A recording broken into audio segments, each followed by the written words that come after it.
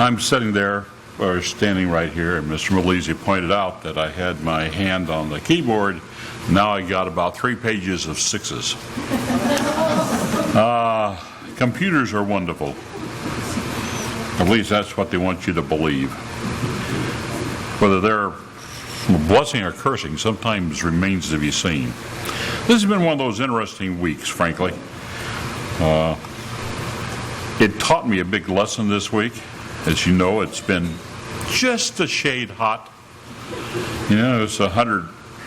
My phone said it was 105 in the backyard, but it felt like 106, which gave me a lot of comfort right there. I know that at Phoenix was 117, but, you know, Mr. Tuck has the wisdom enough to be at Camp High Sierra at this point, so he's all right. I grew up in southern Arizona, so I'm looking on the internet. The closest big town is Sierra Vista. Most of you probably don't know where it is, so I checked the temperature there. It was 9 degrees cooler than in my backyard. So what happens on Thursday? The air conditioner went. So we had somebody come out, work on the air conditioner, and they also had to come back on Friday. And it just showed me one thing more than anything else, just exactly how spoiled I am. Really. I grew up in southern Arizona. It was over 100 degrees all the time, and it didn't bother me at all. Now it gets hot like that, and I felt like I'm going to melt. But we are blessed tremendously. We're all going to find out how much we are actually blessed the electricity ever goes off. You know what? It goes off for a short period of time, but for an extended period of time. I know my wife's sister and her husband went on vacation, and their freezer broke. You know, after a short period of time, all the nice meat in your freezer doesn't smell all that good. So you can lose a lot of money in a hurry. You might turn to Hebrews 11:4. You know, there are stories in the Bible that the closer you look, the more it tends to strike you. And many times the Bible gives us just a little information about the people involved. We human beings want more detail, but God gives us all we need to know. Not necessarily all we want to know. We like to get into little picky details, you know. One of these instances is the story of Abel. Abel is the first one mentioned in Hebrews 11. Hebrews 11. By faith, verse 4. Abel offered to God a more excellent sacrifice than Cain. New Living Translation says a more acceptable offering, through which he obtained witness that he was righteous, God testifying of the gifts, and through it, he being dead still speaks. Might turn to Job chapter 23. Abel, according to God, is not a minor character. He's not a mythical character. He's not an allegorical character. In fact, he was the first one to qualify for the kingdom of God. Abel's world was radically different from the one we live in. And that is probably the understatement of the year. It's hard to visualize something so totally different from ours. I think there were more people on the freeway this morning as they're coming to service than probably was alive at the time of Abel. How many we don't know. But you think about it, we live in a very overcrowded world, but how many people do we really have contact with out of the 7.5 billion people? We probably have a direct influence on just a very, very, very small number. The Bible leaves us with a lot of unanswered questions. What kind of dwelling did Abel live in? What kind of clothes did he wear?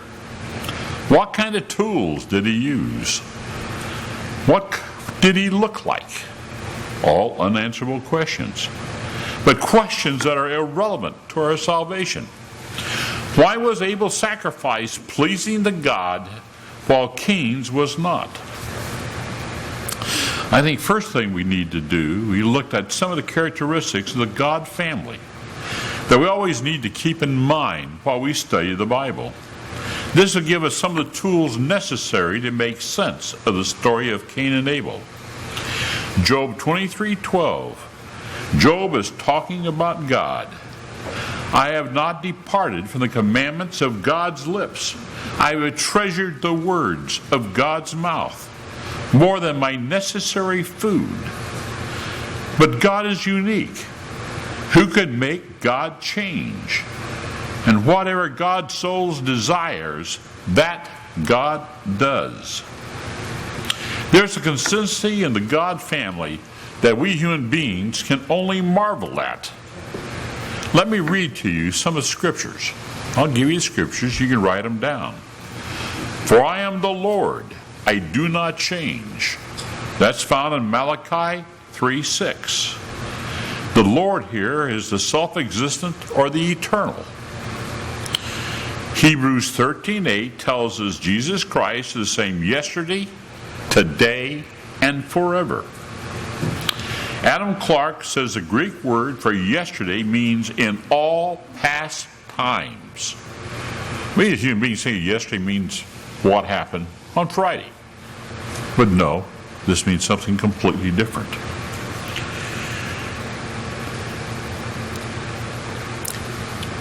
Matthew 25:34 tells us, Then the king will say to those on his right hand, Come you blessed by my Father, inherit the kingdom prepared for you from the foundation of the world.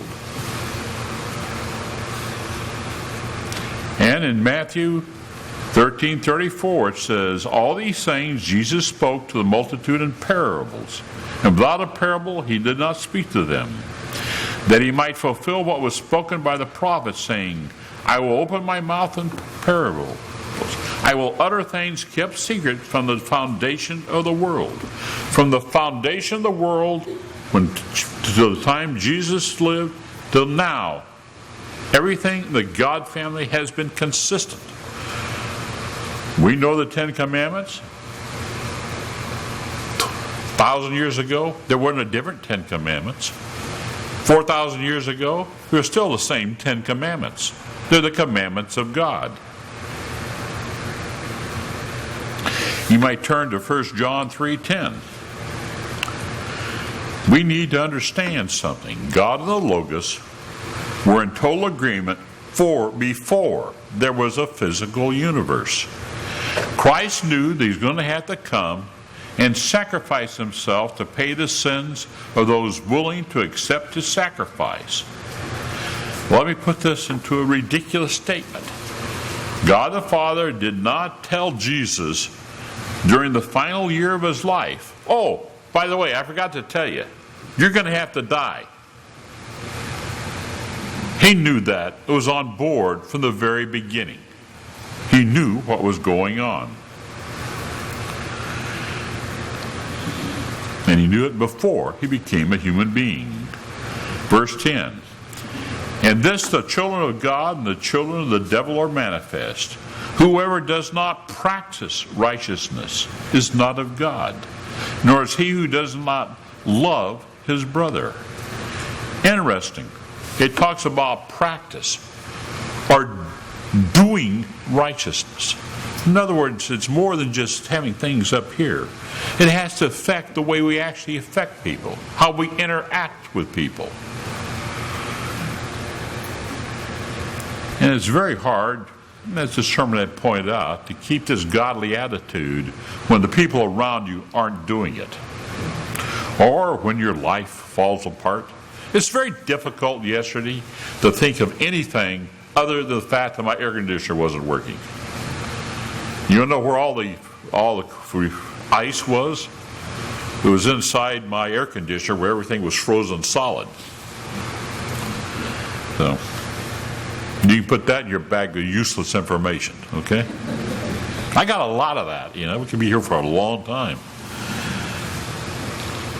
Well, we start out by learning about God's way, but we must take the next step and change to bring our lives into line with what we have learned. To bring your life into line with the Bible not what you read on the internet. God reveals it, His truth, through the Bible, through His converted ministry.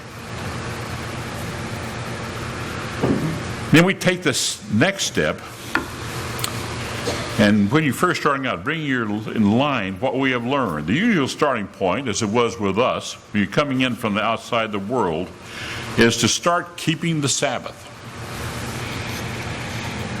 If you're born in the church, and all the kids are gone, so, it doesn't make a thing, but somewhere along the line, you have to keep the Sabbath because you want to, not because it is a family tradition.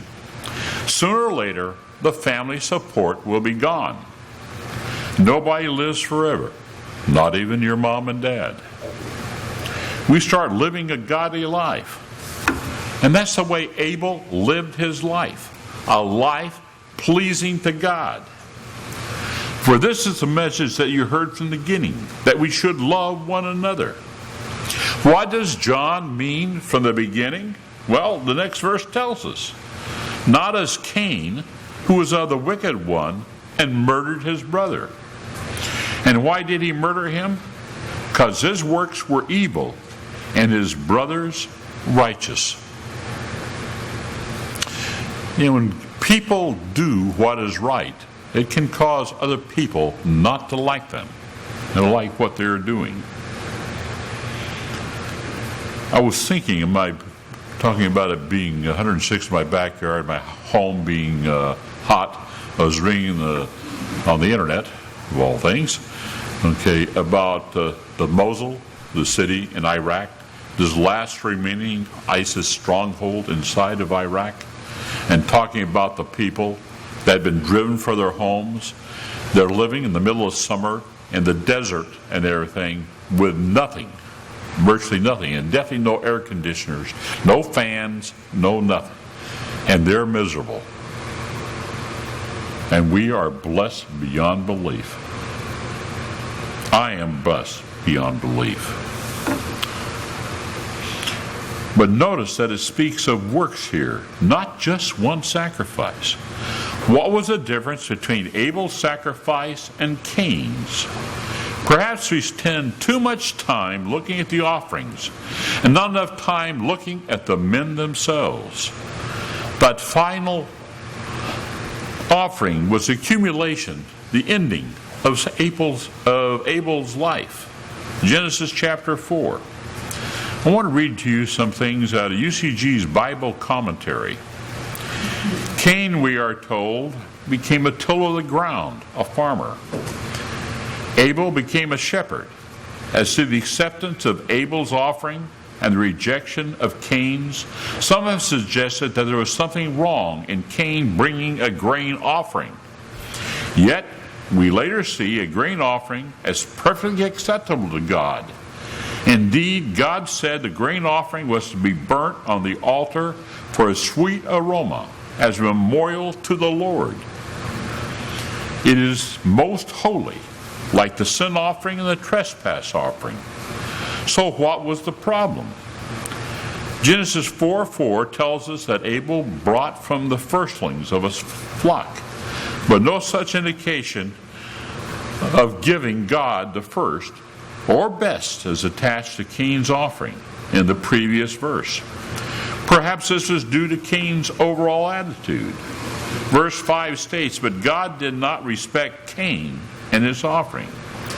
Notice it was just not the offering that God did not respect, but Cain himself. Indeed, that may be the very reason that God did not accept his offering. We're often told in Scripture that God loathes the sacrifices, festivals, and even the prayers of those who are guilty of great wrongdoing and yet are unrepentant. When such a person offers a grain offering, it is as if he offers swine's blood. God recognized that Cain was on the verge of allowing sin to control him, to manifest itself into real action. We're told that Abel, on the other hand, offered a better sacrifice because it was offered to him, through which he was considered righteous, into quotation. Might turn to Genesis 4:17.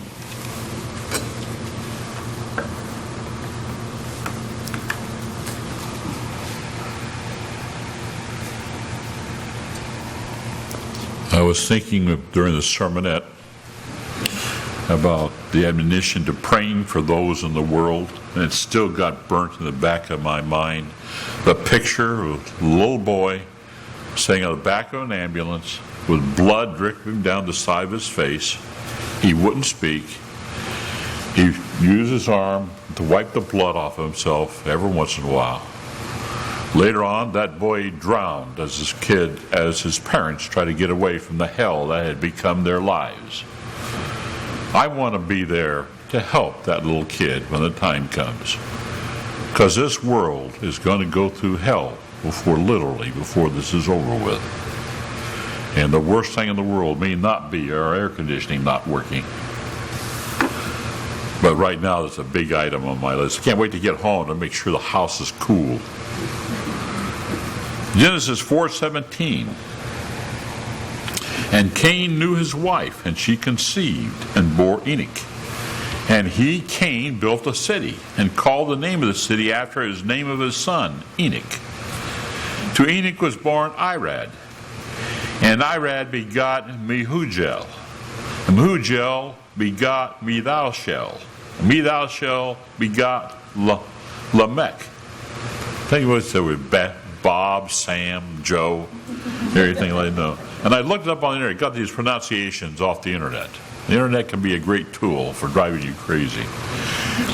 And especially Lamech. I looked it up in 2 different dictionaries, and they had radically different pronunciations for it. So, who's right? Probably neither of them, okay? Then Lamech took for himself 2 wives. The name of one was Adah, and the name of the second was Zillah. The descendants of Cain had a great impact on the civilization at the time. And Adah bore Jabal, and he was the father of those who dwelt in tents and have livestock. His brother's name was Jubal, and he was the father of those who play the harp and the flute. And as for Zillah, she also bore Tubal-Cain, an instructor of every craftsman of bronze and iron. And the sister of Tubal-Cain was Naamah. Where are the physical descendants of Abel listed? The answer is they aren't. Yet, you could actually say, look at it in one sense, that Abel is our ancestor because he was the first one to make the kingdom of God. So you want to go a spiritual family tree? You can start with Abel. Obviously, you start with Jesus Christ, but Abel would be first human beings. 1 Corinthians 1:26. We cannot choose our life, Abel, had his satanic world to overcome, and he succeeded. It was as deadly spiritual as ours is. We live in the age of fancy gadgets. This thing here, I'm going to point out to you the very thing as I act like I'm using this as a sample when I'm turning off my sound, just in case. Because it can interrupt you right in the middle of everything, right? And you got to answer the phone. I grew up in a time where, you left the home, the phone was behind you, you left it behind, and nobody thought anything about it. Oh, what are you doing now? Here, let me take a picture and show you where we are now. And you can waste your time looking at a lot of things that are totally irrelevant to anything. And Satan is very good at that. This world is full of things that get you to waste your time. We live in an age of travel.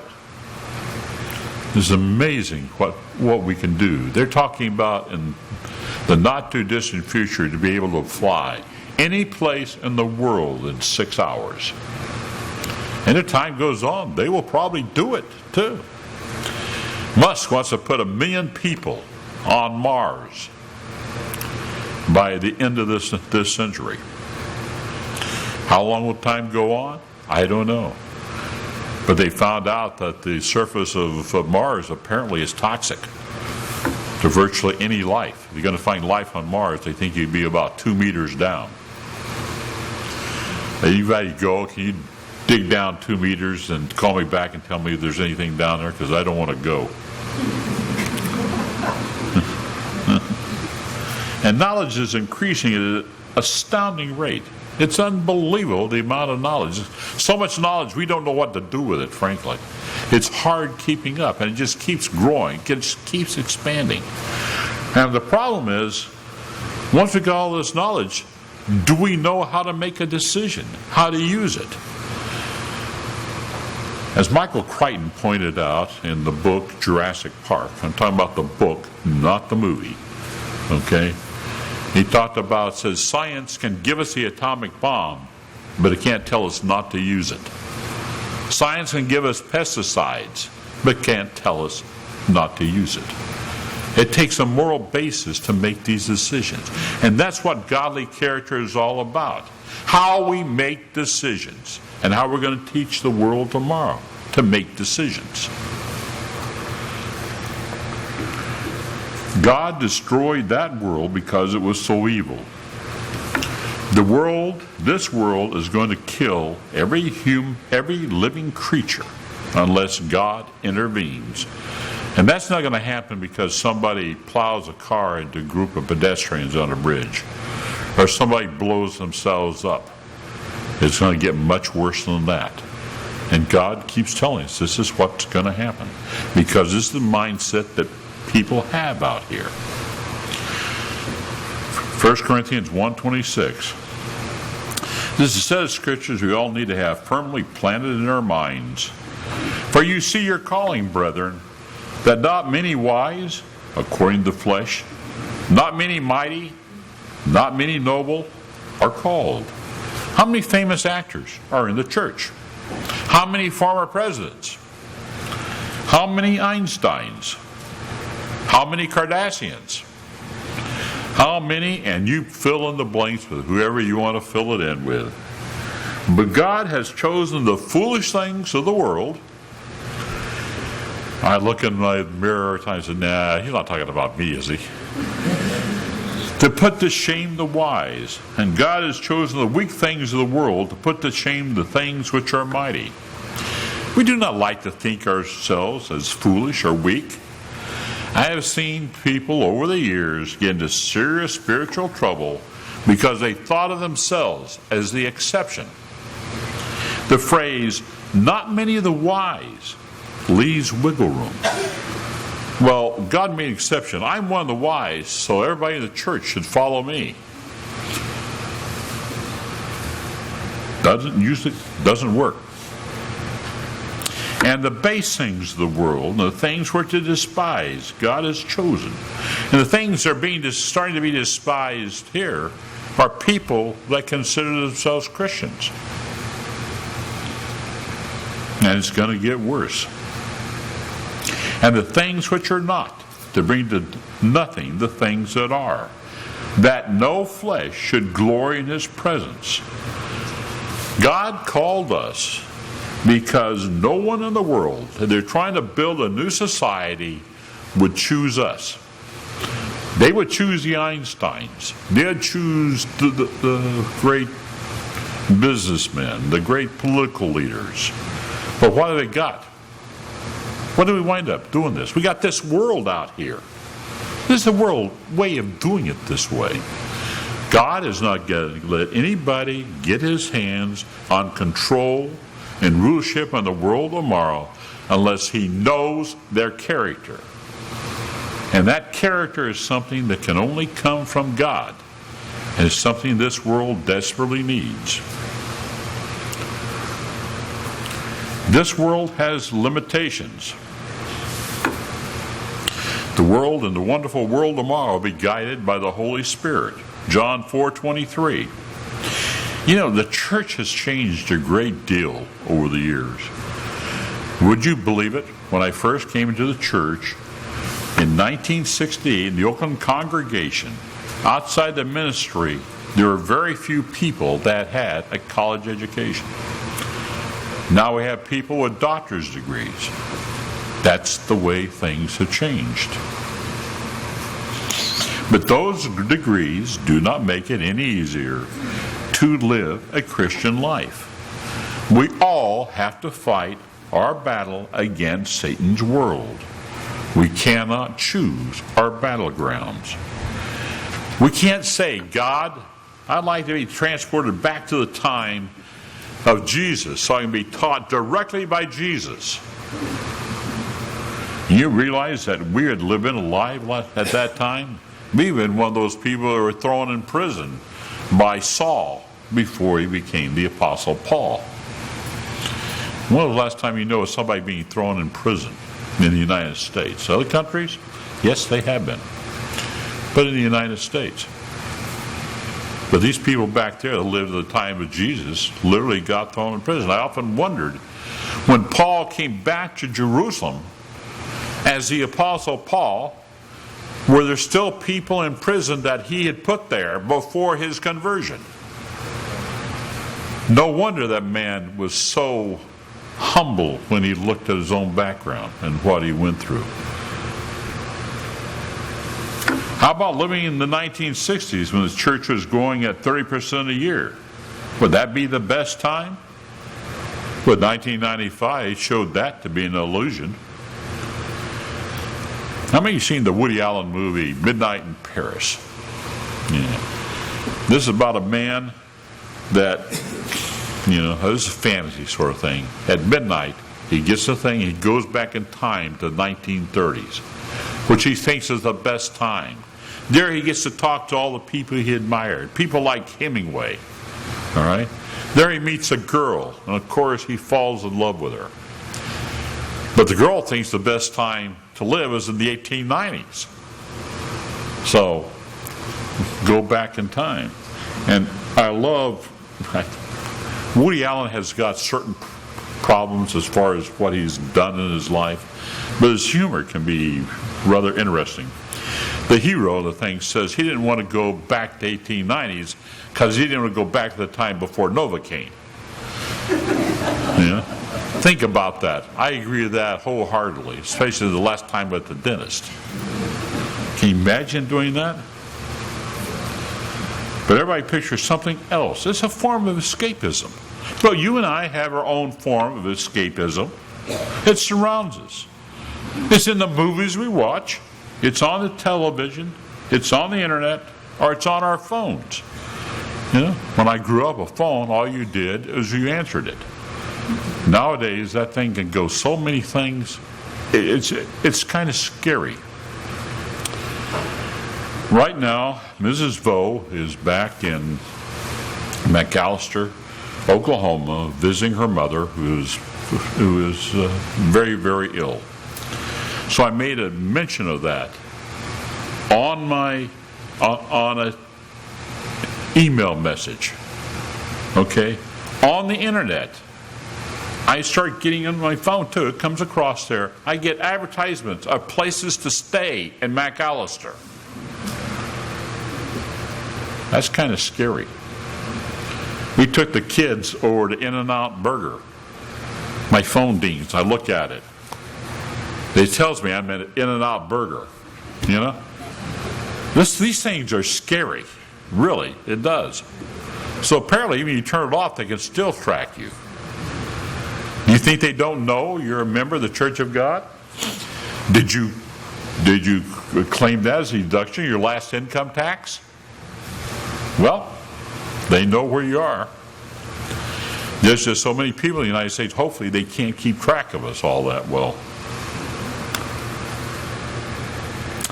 We can go and sit in the comfort of an air-conditioned theater watching entire planets be destroyed without a second thought.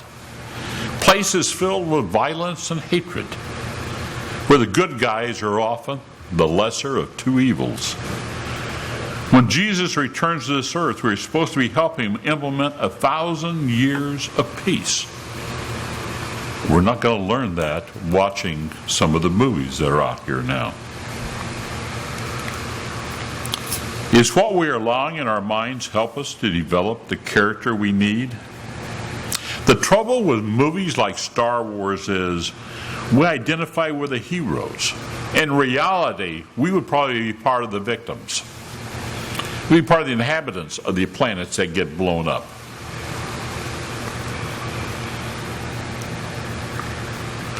But there's another reason we must be careful about how this world affects us. John 4:23. But the hour is coming, and now is, when the true worshipers will worship the Father in spirit and truth. For the Father is seeking such to worship him. God is spirit, and those who worship him must worship in spirit and truth. John 17:17.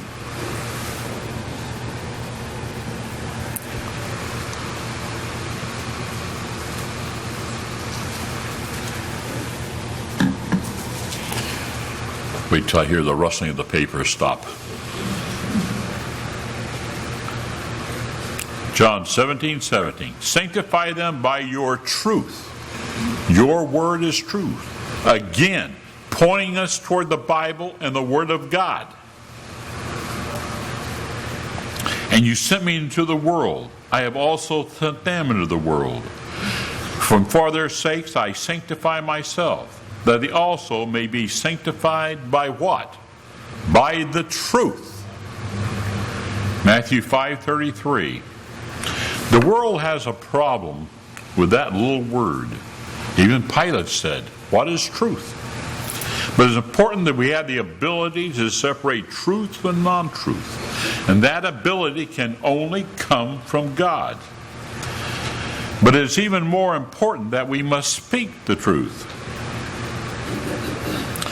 You shall not bear false witness against your neighbor. That's part of the Ten Commandments. Matthew 5:33. Again you have heard that it was said to those of old, you shall not swear falsely, but shall perform your oaths to the Lord. But I say to you, do not swear at all, neither by heaven, for it is in God's throne, nor by the earth, for it is his footstool, nor by the Jerusalem, for it is the city of the great king. Nor shall you swear by your head, because you cannot make one hair white or black. Not in reality. You can get shoe polish or dye and change your hair any color you want to. But that's not what I was talking about. It's still, your gray hair, what I got left, is still gray, no matter what I do. But let your yes be yes, and your no, no. But whatever is more than these is from the evil one. Matthew 12:35. Some believe that this only applies when you're under oath, when you're in the courtroom. Other than that, it doesn't matter whether you tell the truth or not. But it applies to every word that comes out of our mouths. But we have to do it with kindness, because oftentimes the truth can hurt other people, and that's not what we want to do. Matthew 12:35, I'm going to read out of the New Living Translation. A good person produces good things from the treasury of a good heart. An evil person produces evil things from the treasury of an evil heart. But I tell you this, that you must give an account on Judgment Day for every idle word you speak. That's kind of scary. The words you say will either acquit you or condemn you. Now, Genesis 4:1. Remember, we started off by talking about Abel. We just said there's some background. But let's go back and take a closer look at Abel, and unfortunately, also a closer look at Cain.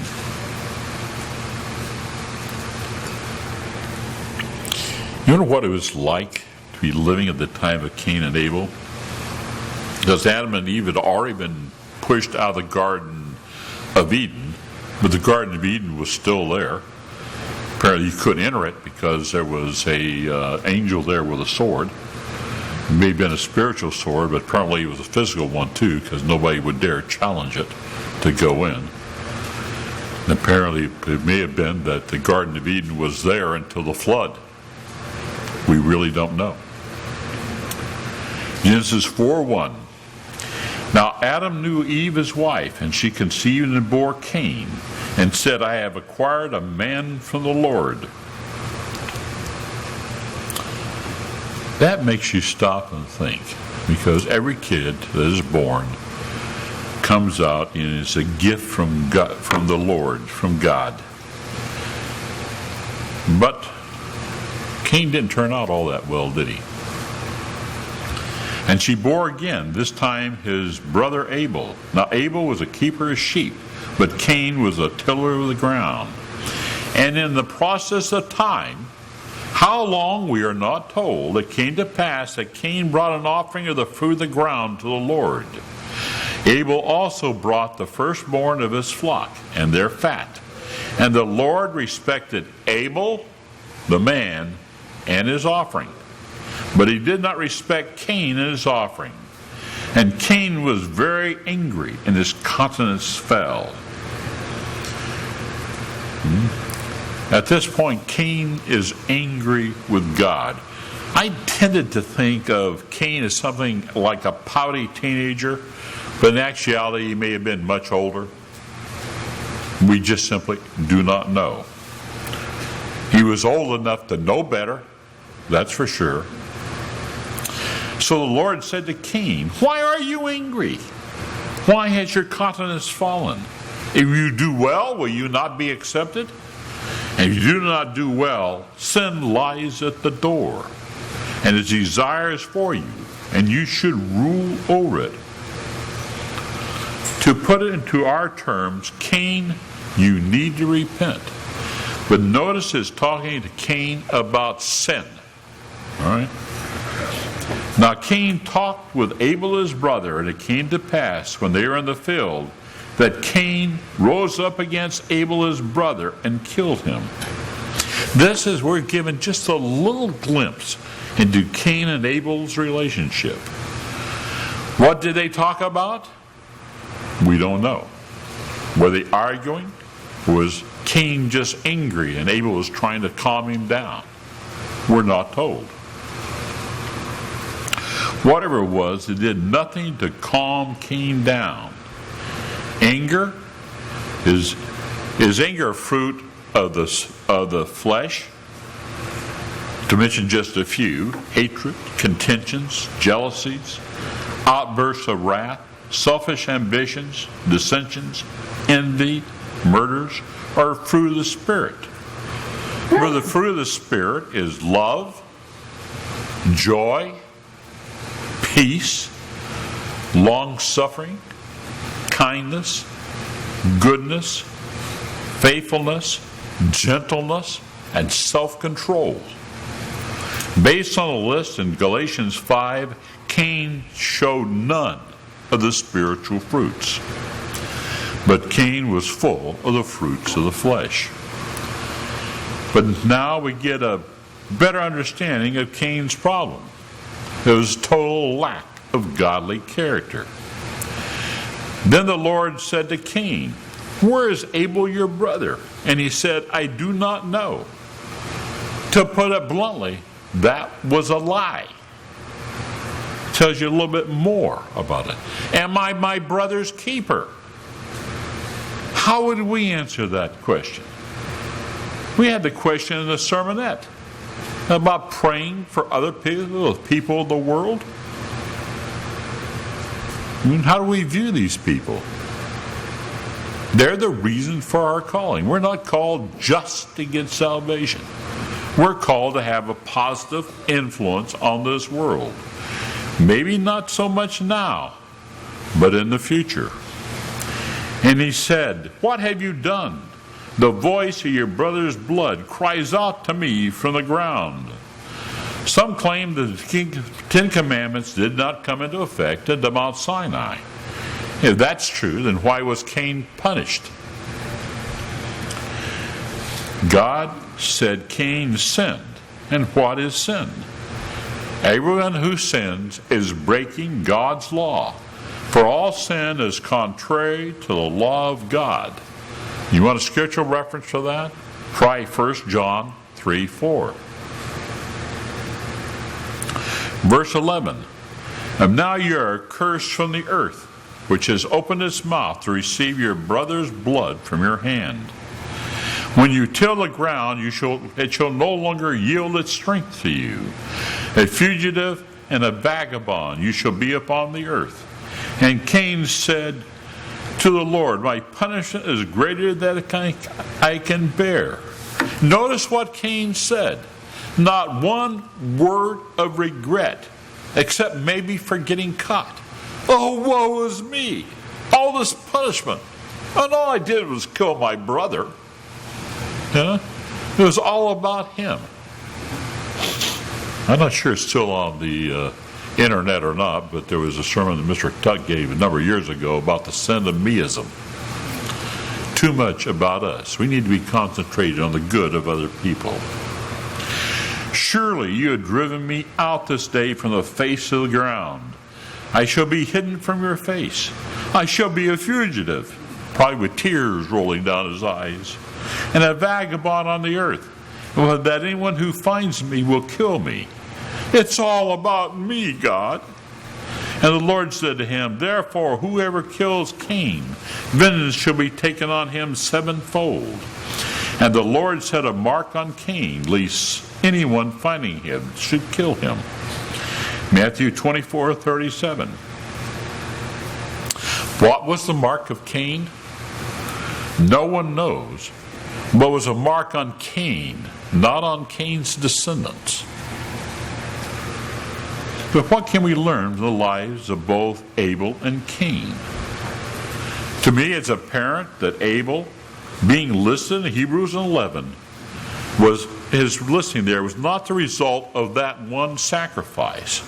Abel lived a life, just as we have to, that was pleasing to God. Cain took a radically different approach to life. So that's if you come back to the two trees. One lived a life of give, the other lived a life of get. It's all about me. The breaking point was that particular sacrifice. Cain had, as they say, the man had anger issues. But Cain was not a man that was basically good and made a bad mistake that ruined his life. The act of violence showed Cain's character, this natural outcome of who Cain had allowed himself to become. Cain was not the least bit repentant or sorry for what he had done. And Cain's way led to a world full of violence and sin, much like the world we see today.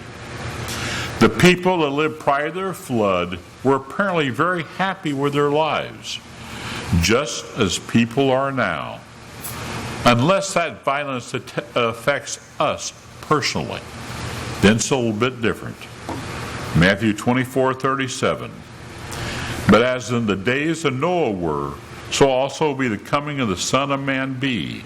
From the days before the flood, Abel's world and Cain's world, they were eating and drinking, marrying and giving in marriage, until the day that Noah entered the ark, and did not know until the flood came and took them all away. So also will the coming of the Son of Man be. That last verse disturbs me. They did not believe that the end of their civilization was going to come swiftly and abruptly. And it did. In a matter of days, their entire civilization disappeared from the face of the earth. That will not happen again, because Jesus Christ is going to come back to save people alive. I don't understand. I think we have really understand the magnitude of the problem we're going to have, or we're going to face. If only 1 out of 10 people survive, at a population of 7.5 million, the population of this earth will still be twice what they estimate the population was of the earth at the time of Christ, or 750 million people. That's going to be a major problem, or a major opportunity, maybe I should say. There's another lesson from the story you need to be aware of. The story of Cain and Abel shows us that the people of God will be persecuted. It has happened since the time of Abel. It'll happen again. Read the New Testament. How many times in the Bible are you shown the people of God persecuting someone else? You don't see it. The church is the one that is persecuted. The church represents the future. Abel is part of that future. But the world has a problem. It worships science. Like I said, Michael Crichton had pointed out that science can give us a lot of great inventions, and they are great, believe me. Being very attracted to this little bug that keeps flying around. It likes my nose for some reason. But we are learning the only value in the church, in the Bible, from God's ministers that can bring true, lasting peace to the earth. Satan wants us to ignore this. He wants us to waste our time on the entertainment of the world, on the internet, and all these various series that are flowing out there in the air. How many times in the Bible did God reveal truth unto an unconverted person? He did give a vision to Nebuchadnezzar, but who gave the interpretation of the dream? Daniel. Nebuchadnezzar didn't give it to him. The only example I can really think of is the time of Moses, when his father-in-law told him, look, this is crazy. You need to set up people over thousands and hundreds and tens to take some of these minor problems off your back. You know, you can't by yourself judge 3 million people, or what it was they had at that time. And Moses followed his advice. It is interesting how many things in the Bible, just the small stories that sometimes we just kind of look at and take for granted because we're so familiar with them, can really tell us a lot of insight in how we are supposed to live our own lives. It was nice being here again. Mr. Pebworth, I believe, is in Petaluma. Mr. Comedian is in San Jose, and Mr. Kozer is in San Diego.